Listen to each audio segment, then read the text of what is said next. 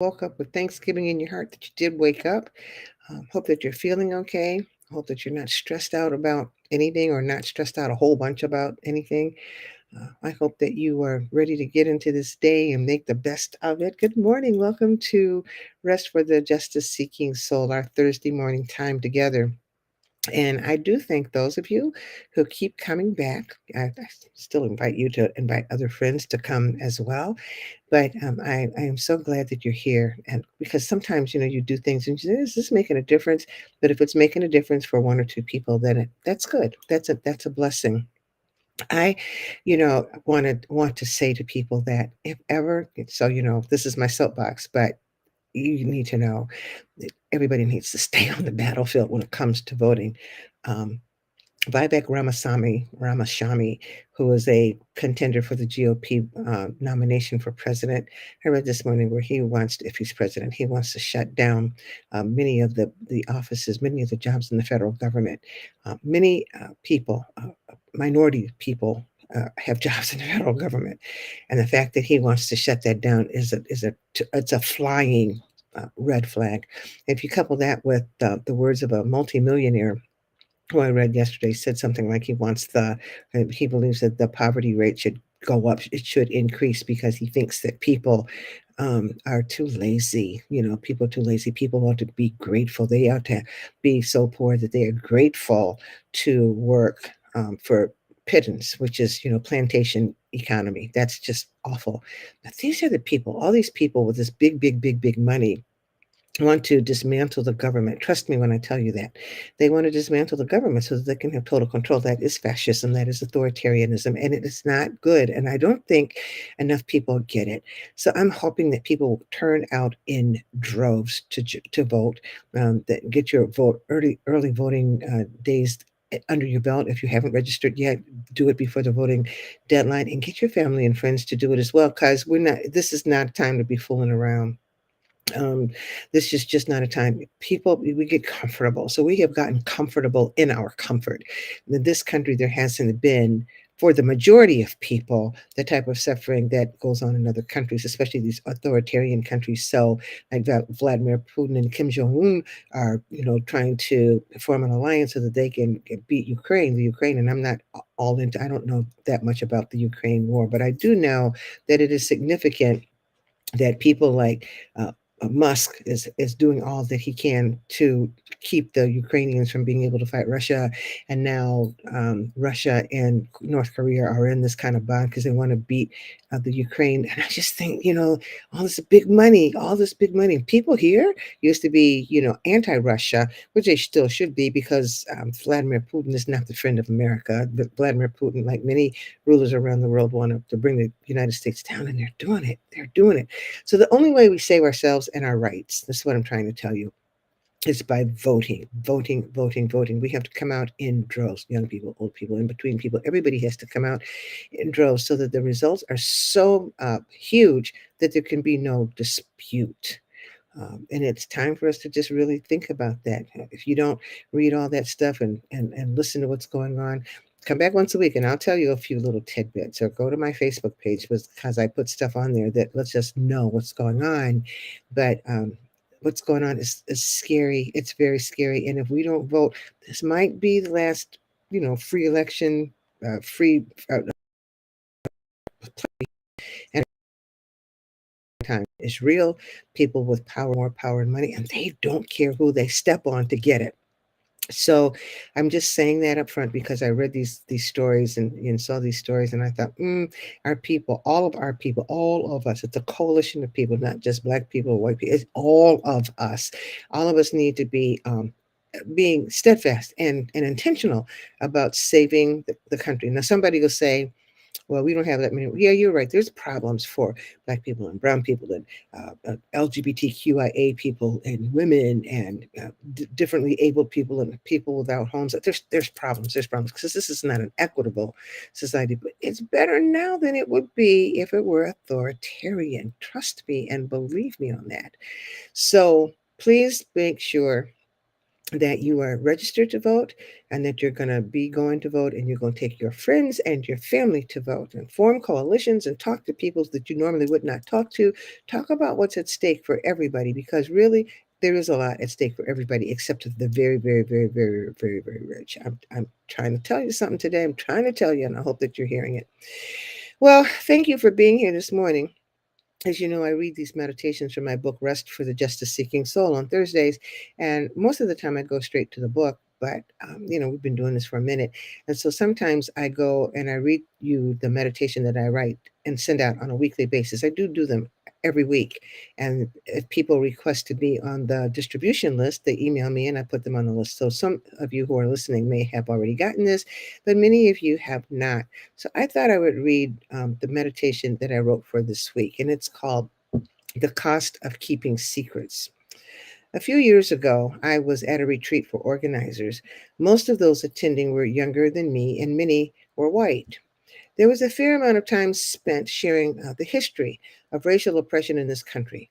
The lead organizers knew that knowing the historical systemic realities that created the need to fight for social justice would help everyone keep the fight in perspective. The fight against the system was as much and is as much a part of the ethos of this country as was the celebration of its constitution, which people celebrate and they ignore. I'm just saying, they just ignore it. We were taking a break when we all heard a loud howl. I turned toward the direction from which the sound came and saw a young white male, his face red and contorted with pain as tears flowed down his face. And I was alarmed. I thought something was wrong. I thought he was sick. It turns out he was in pain. He was. But it was spiritual and emotional pain, not physical pain. As we approached him, he cried even harder. And through his sobs, I could hear him saying, "They lied to me.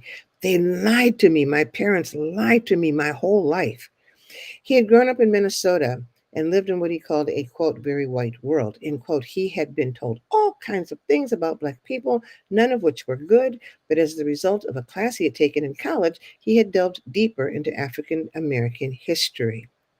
The knowledge he gleaned led him to become an organizer, but his study of the history of racial and sexual and ethnic oppression of people in this country had slowed down until this retreat. Until this retreat. We had been talking about the history of sexual violence against women, the story of Reese Taylor, a 24-year-old Black woman who had been gang raped by 6 white men in Abbeville, Alabama in September 1944. Reese had been walking home from church with friends when the group was approached by a car filled with young white men who ordered them to stop. They kept on walking. It seemed that they were targeting Reese, and one of the men grabbed her arm as she ran with the others. She jerked away, but was grabbed again and was taken to the waiting car, thrown into the back seat, where three of the men crammed in on top of her. She was taken to an isolated spot in a heavily forested area, taken out of the car, raped by all 6 men, and then released blindfolded on the side of a road. The presenter, I remember, was a riveting storyteller. His sharing of the horrific story made us feel that we had all been there. The point of sharing the story, he said, was to help us understand the breadth of the work that we were doing.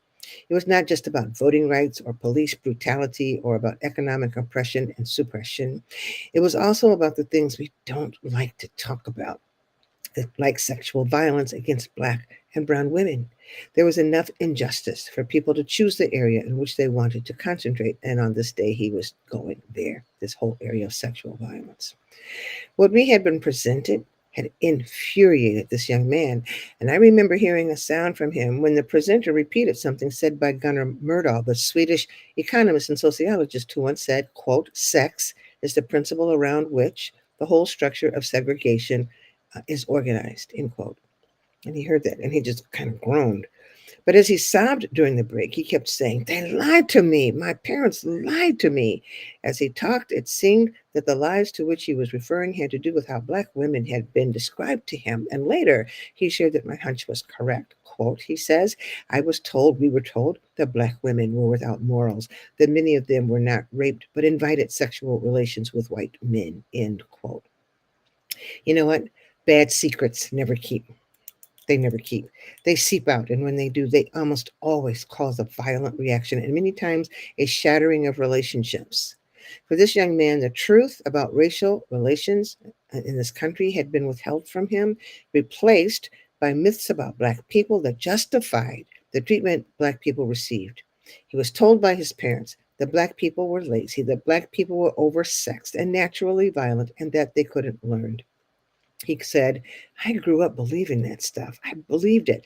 They knew what they were saying was not true, but they continued to lie to me. And he turned to me and he asked, how many times did gang rapes of Black women occur? And I said, I didn't know, but I know that it happened a lot. And he broke down again.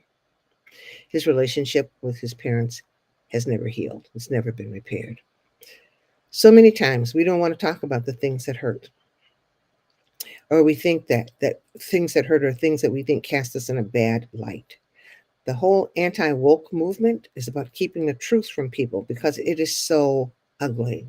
But truth cannot be annihilated. You can't keep it down. You can't keep it away. It can be squashed for a time, stomped on, or buried, but nothing is strong enough to keep it buried forever. You know, truth crushed to the ground will rise again.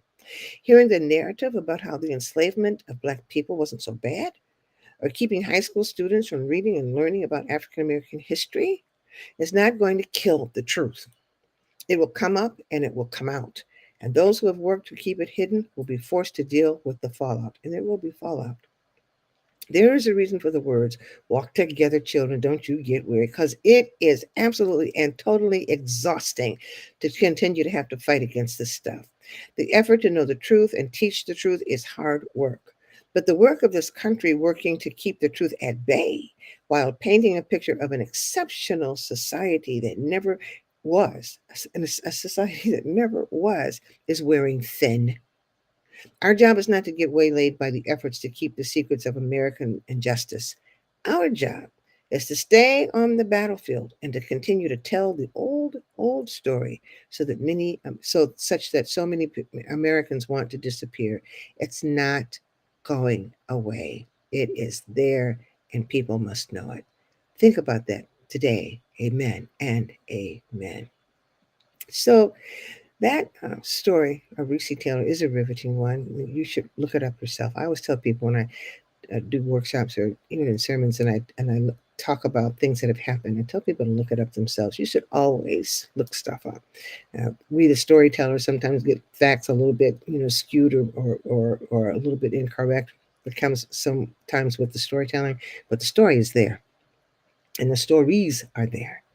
And you can't, if you think that everything is just rosy, like so many people here in America think that it's just rosy and nothing will ever happen to us because we have never been beaten. We have never had to experience the type of destruction and suffering that other countries have suffered. But there are people, including Mr. Putin, who want to see this country suffer. They want this country to go down.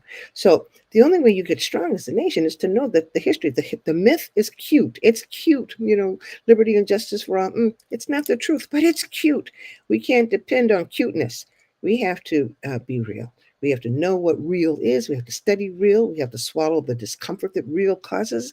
And then we have to work to make the real known to everybody. We have to do that. And it's not just African Americans, it's Native Americans, it's Hispanic Americans, it's women.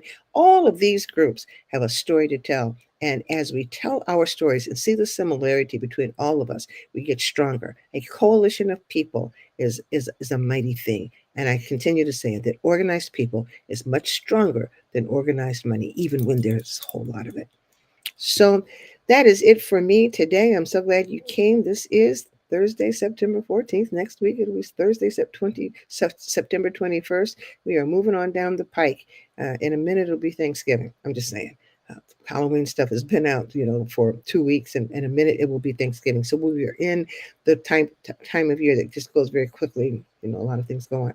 Before you get caught up in all the holiday stuff, stop. Make sure you are registered to vote.